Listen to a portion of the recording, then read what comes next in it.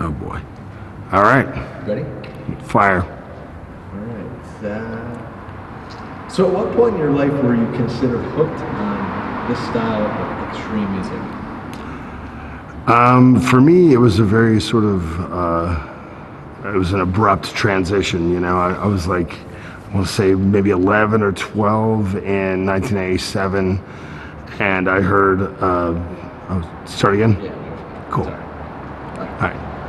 So at what point in your life were you considered hooked on this style of extreme music? It was a very abrupt transition. I was like 11 or 12. It was 1987. I was, watching MTV, and I'd kind of transitioned from like Run DMC and LL Cool J and the Beastie Boys into like the first Cinderella album was a big one. Ozzy Tribute was a big record at the time. The Whitesnake self-titled, the first Poison album.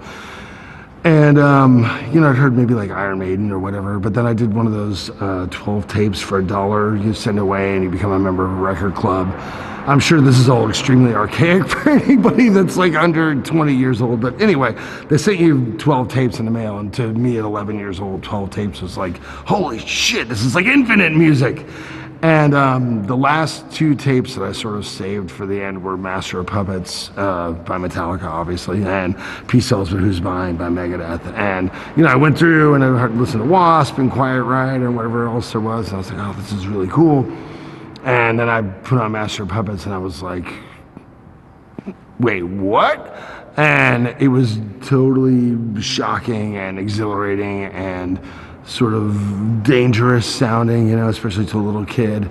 And very quickly, I kind of was like, well, I guess I don't need this like Poison tape anymore. Like this is gonna just go in the trash.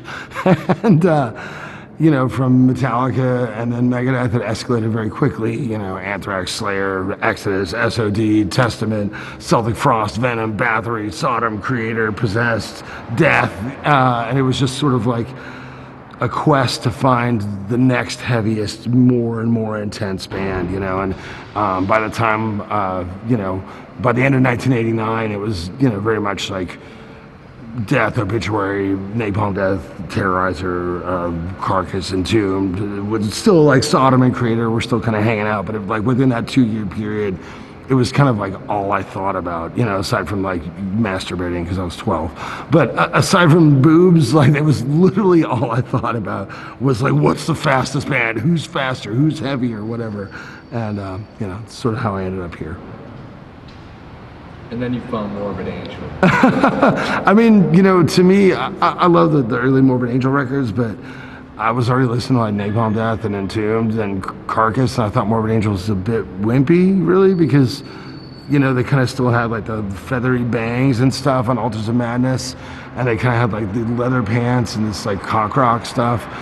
And, I guess at the time, and I was like 15, I turned 15 in 1990, and I was really into like, I was reading a bunch, and I was reading like 1984 and Brave New World, and I kind of thought like this is going to be a new decade, and we're going to leave behind some of the corny stuff about metal that's tired, like devil worship and leather pants and stuff. And so, to me, especially in like the 89, 90 era, like Morbid Angel was cool. I mean, I really liked Morbid Angel, but I thought it was a little bit hokey, and I thought like we're trying to like grow out of this because I was like, I'm an atheist, I'm like all political, I'm 15, I got it all figured out kind of thing.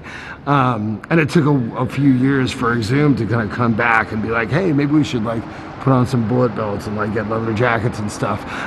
Because when we first started, it was kind of like, I guess we looked at all that stuff with a sort of ironic detachment. I think we still do, but I enjoy it and I love it, and that's like, what I'm really into, but I get the fact that it's sort of objectively maybe a bit silly and very dated, I totally agree with that, man. Like, because like